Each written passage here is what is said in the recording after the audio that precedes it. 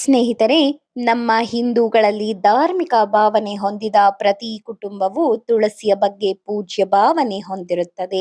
ಬೇರೆ ಯಾವ ವನಸ್ಪತಿ, ಮರ, ಗಿಡಗಳಿಗೆ ಕೊಡದಷ್ಟು ಗೌರವ, ಪೂಜ್ಯ ಭಾವನೆಯನ್ನು ಈ ತುಳಸಿ ಗಿಡಕ್ಕೆ ನೀಡುತ್ತೇವೆ. ಅದರ ಬಗ್ಗೆ ಗೌರವ, ಭಕ್ತಿ ಭಾವನೆಗಳು ಮೂಡಿಬರಲು ಕಾರಣ ಶ್ರೀ ಮಹಾವಿಷ್ಣುವು ಈ ಪವಿತ್ರ ತುಳಸಿಗೆ ನೀಡಿದ ಅನೇಕ ವರಗಳು.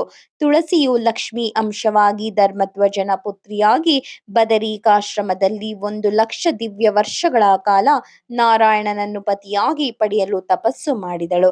ಆದರೆ ಮಹಾವಿಷ್ಣುವು ಶ್ರೀಕೃಷ್ಣಾವತಾರ ಹೊಂದಿ ದುಷ್ಟರನ್ನು ರಕ್ಷಿಸಬೇಕಾಗಿರುವುದರಿಂದ ಈ ತುಳಸಿಯ ಆಸೆ ಈಡೇರಲಿಲ್ಲ. ಕೊನೆಗೆ ಗೋಲೋಕದಲ್ಲಿ ತುಳಸಿಯನ್ನು ವಿವಾಹವಾಗಿ ತನ್ನ ಮೇಲಿಟ್ಟಿರುವ ಅನಂತ ಭಕ್ತಿಗೆ ಮನಸೋತು ಅನೇಕ ದಿವ್ಯ ವರಗಳನ್ನು ನೀಡಿ ದೇವತೆಗಳಲ್ಲಿಯೇ ಅತ್ಯಂತ ಶ್ರೇಷ್ಠ ದೇವತೆಯಾಗಿ ತನಗೆ ಸಮಾನವಾದ ಪೂಜೆ, ಗೌರವ, ಭಕ್ತಿ ಭಾವನೆಗಳು ತುಳಸಿಗೆ ನೀಡಿದನು. ತುಳಸಿ ದಳವಿಲ್ಲದ ನನ್ನ ಪೂಜೆ ಪೂರ್ಣವಾಗುವುದಿಲ್ಲ ಎಂದು ವರವನ್ನು ನೀಡಿ ಕಲಿಯುಗದಲ್ಲೇ ಪ್ರತ್ಯಕ್ಷ ದೇವರನ್ನಾಗಿ ನಾವು ಇಂದಿಗೂ ಪೂಜೆ ವ್ರತಗಳನ್ನು ಮಾಡಿ ಅನೇಕ ವರಗಳನ್ನು ಪಡೆಯುತ್ತೇವೆ. ತುಳಸಿಯನ್ನು ನೆಡುವುದರಿಂದ ಯಾವೆಲ್ಲ ಪ್ರಯೋಜನಗಳನ್ನು ಪಡೆಯಬಹುದು ಎನ್ನುವುದನ್ನು ನಾವೀಗಾಗಲೇ ತಿಳಿದುಕೊಂಡಿದ್ದೇವೆ. ಮತ್ತು ತುಳಸಿ ಎಲೆಗಳನ್ನು ನಿಯಮಿತವಾಗಿ ಸೇವಿಸುವುದರಿಂದ ಅನೇಕ ರೋಗಗಳಿಂದ ದೂರವಿರಬಹುದು. ತುಳಸಿ ಎಲೆಗಳ ಜೊತೆಗೆ ತುಳಸಿಯ ಕಾಂಡದಿಂದ ಅಂದರೆ ತುಳಸಿ ಕೊಂಬೆಗಳಿಂದ ಹಾರವನ್ನು ಸಹ ತಯಾರಿಸಲಾಗುತ್ತದೆ. ಇದನ್ನು ತುಳಸಿ ಜಪಮಾಲೆ ಎಂದು ಅಥವಾ ತುಳಸಿ ಹಾರವೆಂದು ಕರೆಯಲಾಗುತ್ತದೆ. ತುಳಸಿ ಜಪಮಾಲೆಯು ನಮ್ಮ ದೇಹದಲ್ಲಿರುವ ಎಷ್ಟು ರೋಮಗಳನ್ನು ಸ್ಪರ್ಶಿಸುವುದೋ ಅಷ್ಟು 1000 ವರ್ಷಗಳ ಕಾಲ ವೈಕುಂಠವಾಸ ಲಭಿಸುತ್ತದೆ ಎನ್ನುವ ನಂಬಿಕೆ ಇದೆ. ಹಾಗಾದರೆ ತುಳಸಿ ಹಾರವನ್ನು ಧರಿಸುವಾಗ ನಾವು ಯಾವೆಲ್ಲ ನಿಯಮಗಳನ್ನು ಅನುಸರಿಸಬೇಕು? ತುಳಸಿ ಹಾರವನ್ನು ಯಾರು ಧರಿಸಬಹುದು? ತುಳಸಿ ಹಾರ ಧರಿಸುವುದರ ಪ್ರಯೋಜನವೇನು ಎನ್ನುವುದರ ಬಗ್ಗೆ ಮಾಹಿತಿಯನ್ನು ತಿಳಿಸ್ತಾ ಇದ್ದೇನೆ. ತುಳಸಿಯ ಹಾರವನ್ನು ಧರಿಸುವುದು ತುಂಬಾ ಪ್ರಯೋಜನಕಾರಿ ಎಂದು ಪರಿಗಣಿಸಲಾಗಿದೆ. ತುಳಸಿಯ ಹಾರವನ್ನು ಧರಿಸುವುದರಿಂದ ದೇಹ ಮಾತ್ರವಲ್ಲ, ಮನಸ್ಸು ಮತ್ತು ಆತ್ಮವು ಪವಿತ್ರಗೊಳ್ಳುತ್ತದೆ ಎಂದು ಹೇಳಲಾಗುತ್ತದೆ. ತುಳಸಿಯ ಹಾರವನ್ನು ಧರಿಸುವುದರಿಂದ ದೇಹಕ್ಕೆ ಔಷಧೀಯ ಗುಣಗಳು ಸಹ ಸಿಗುತ್ತವೆ. ಇದರಿಂದ ಅನೇಕ ರೀತಿಯ ಕಾಯಿಲೆಗಳಿಂದ ಪರಿಹಾರ ಸಿಗುತ್ತದೆ. ತುಳಸಿಯ ಹಾರದಿಂದ ಅನೇಕ ಮಂತ್ರಗಳನ್ನು ಸಹ ಪಠಿಸಬಹುದು. ಧರ್ಮ ಗ್ರಂಥಗಳ ಪ್ರಕಾರ ತುಳಸಿ ಹಾರವನ್ನು ಹಿಡಿದು ಮಂತ್ರವನ್ನು ಜಪಿಸುವುದರ ಮೂಲಕ ಶ್ರೀಹರಿಗೆ ಹತ್ತಿರವಾಗುತ್ತೇವೆ ಎನ್ನುವ ನಂಬಿಕೆ ಇದೆ. ಆದ್ದರಿಂದ ತುಳಸಿಯ ಹಾರವನ್ನು ಧರಿಸಿದ ವ್ಯಕ್ತಿಯ ವ್ಯಕ್ತಿತ್ವವನ್ನು ಆಕರ್ಷವಾಗಿ ಮಾಡುತ್ತದೆ. ತುಳಸಿಯಲ್ಲಿ 2 ವಿಧಗಳಿವೆ ಎಂಬುದು ನಮಗೆಲ್ಲ ತಿಳಿದಿರುವ ವಿಷಯ. ಒಂದು ಕೃಷ್ಣ ತುಳಸಿ ಮತ್ತು ಇನ್ನೊಂದು ರಾಮ ತುಳಸಿ. ಕೃಷ್ಣ ತುಳಸಿಯ ಹಾರವು ನಮಗೆ ಮಾನಸಿಕ ಸಂತೋಷವನ್ನು ನೀಡುತ್ತದೆ. ಅದು ಯಾವಾಗಲೂ ನಮ್ಮ ಮನಸ್ಸಿನಲ್ಲಿ ಸಕಾರಾತ್ಮಕ ಆಲೋಚನೆಗಳನ್ನು ತರುತ್ತದೆ. ಅಲ್ಲದೆ ಇದನ್ನು ಧರಿಸುವುದರಿಂದ ಕುಟುಂಬದಲ್ಲಿ ಯಾವಾಗಲೂ ಸಂತೋಷ ಮತ್ತು ಆನಂದದ ಸ್ಥಿತಿ ಇರುತ್ತದೆ.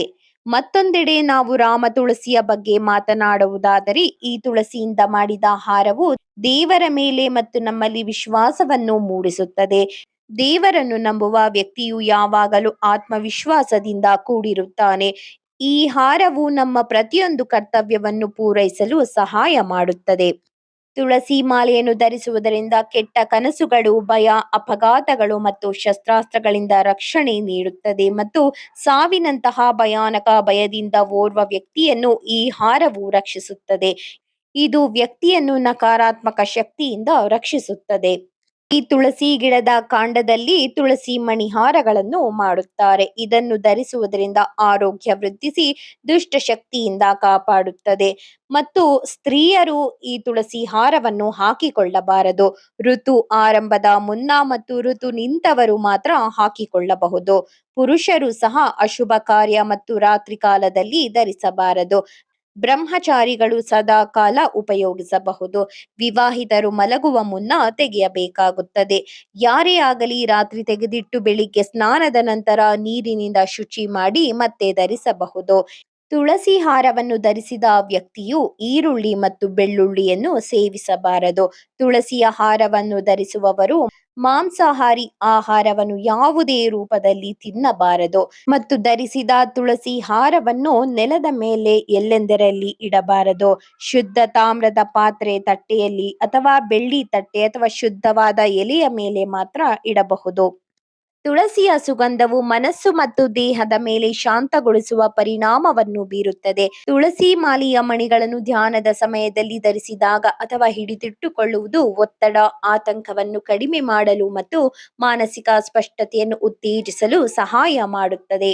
ತುಳಸಿ ಮಾಲೆಯನ್ನು ಮೊದಲ ಬಾರಿಗೆ ಬಳಸುವ ಮೊದಲು ಅದನ್ನು ಶುದ್ಧೀಕರಿಸುವುದು ವಾಡಿಕೆ.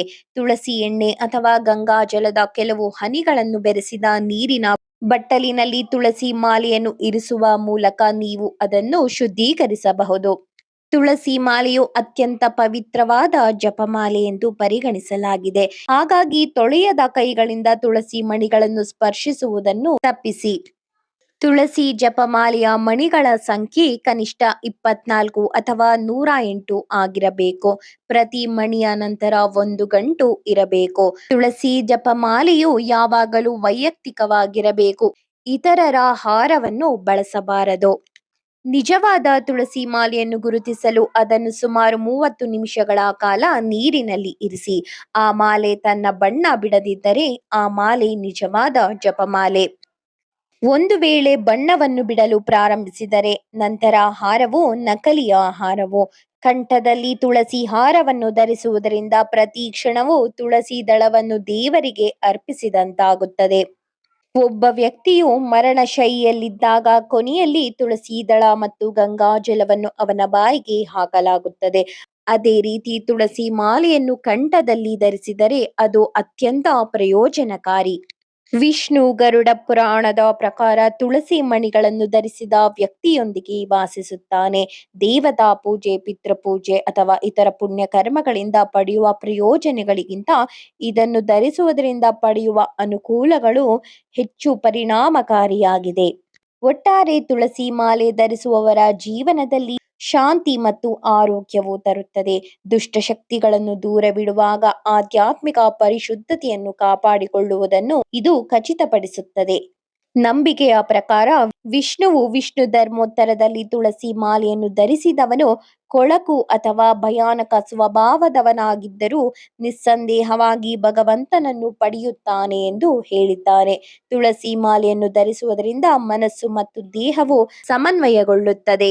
ಶ್ರೀ ಕೃಷ್ಣಾರ್ಪಣಮಸ್ತು. ಧನ್ಯವಾದಗಳು.